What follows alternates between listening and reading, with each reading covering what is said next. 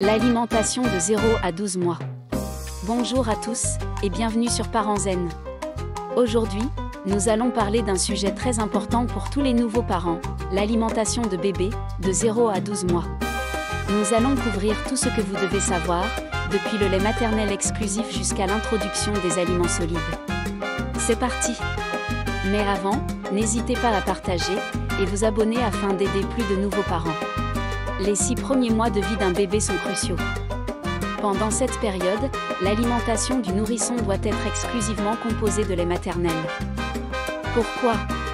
Parce que le lait maternel contient tous les nutriments nécessaires, des anticorps pour renforcer le système immunitaire, ainsi que des vitamines et minéraux essentiels pour la croissance de votre enfant. Toutefois, pas de panique si vous ne pouvez pas allaiter votre enfant.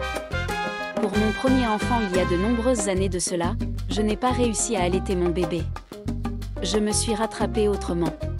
Aujourd'hui, je vous donnerai quelques alternatives pour les parents qui ne peuvent pas allaiter. Pour les parents qui cherchent des alternatives à l'allaitement maternel, il existe plusieurs options pour nourrir son bébé tout en maintenant un lien étroit et en favorisant son développement affectif. Au sein, un dispositif qui permet de donner du lait maternel ou du lait infantile tout en gardant le bébé au sein, favorisant ainsi le contact peau à peau et le maintien de la lactation. Au doigt ou finger feeding, technique consistant à nourrir le bébé avec du lait maternel ou infantile à l'aide d'une seringue reliée à un tube fin, placé sur le doigt, encourageant la succion.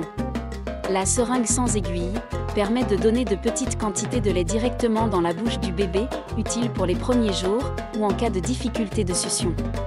La cuillère, une méthode douce pour les premières introductions alimentaires, notamment pour les compléments alimentaires ou le lait maternel exprimé.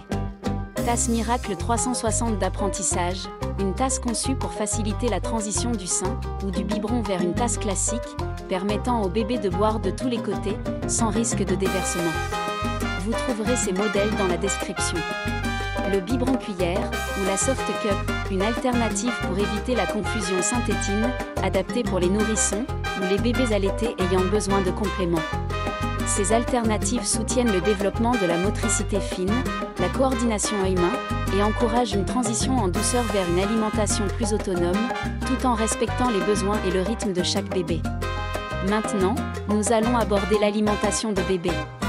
Pour les parents qui utilisent du lait en poudre, il est important de bien préparer le biberon.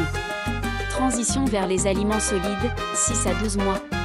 À partir de 6 mois, il est temps d'introduire les aliments solides, tout en continuant l'allaitement ou le lait infantile. Cette phase est essentielle pour diversifier l'apport en nutriments.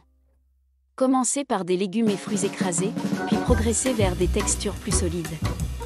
À 8 mois, le lait reste important, mais les bébés peuvent commencer à explorer une plus grande variété d'aliments. Prioriser les légumes, en fonction de leurs bienfaits pour la santé, implique de considérer leur richesse en nutriments, vitamines et minéraux, ainsi que leur capacité à soutenir une alimentation équilibrée.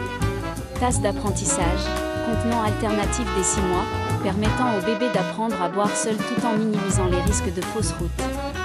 Le gobelet ou la tasse, à partir de 6 mois, les bébés peuvent apprendre à boire à la tasse sous surveillance, une compétence utile pour la transition vers une alimentation solide et pour réduire la dépendance au biberon. Vous pouvez démarrer par les légumes verts. Épinards, hautement nutritifs, contiennent des vitamines C, K1, fer, calcium et antioxydants. Brocoli, riche en vitamine C, K, en fibres, en protéines, et contient de nombreux nutriments, avec des propriétés anticancéreuses. Haricots verts, riche en vitamine B9. Minéraux, contient des nutriments essentiels. Courgettes, riche en vitamine A, B3, B6, C, E, K. Les courgettes et les haricots verts sont tous deux de faibles calories et riches en nutriments essentiels. Les courgettes se distinguent par leur teneur en vitamine A, B3, B6, C, E, K et en potassium, tandis que les haricots verts sont particulièrement reconnus pour leur apport en fibres et en vitamine B9. Ces légumes sont donc d'excellents choix pour une alimentation équilibrée et saine. Faites l'effort, si vous êtes disponible, de préparer vous-même les petits plats de vos bébés. Avec des légumes frais ou surgelés, vos enfants seront protégés des perturbateurs endocriniens. Tomates, riches en vitamine A, B3, B6, C, E, K, cuivre, manganèse et contient du lycopène, un puissant antioxydant. Carottes, excellente source de bêta-carotène, vitamine A, fibres, vitamine K et potassium. Vous pouvez introduire d'abord les carottes. Je recommande d'introduire les choux dans l'alimentation de bébé à partir de 7 à 9 mois. À cet âge, vous pouvez commencer à proposer du chou cuit, mixé en purée ou en velouté. Il est important de cuire le chou afin de le rendre plus facile à digérer pour le système digestif encore immature de bébé. Rappelons que les choux, comme le chou blanc, peuvent être introduits dès l'âge de 8 mois, en tenant compte de leur potentiel à provoquer des gaz chez certains enfants. Voilà, c'était notre guide sur l'alimentation de bébés de 0 à 12 mois. Nous espérons que ces informations vous aideront à naviguer cette belle aventure qu'est la parentalité.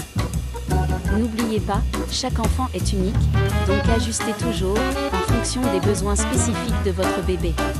N'oubliez pas de liker si vous avez aimé la vidéo. Partagez à vos proches pour aider les nouveaux parents. À bientôt pour une prochaine vidéo.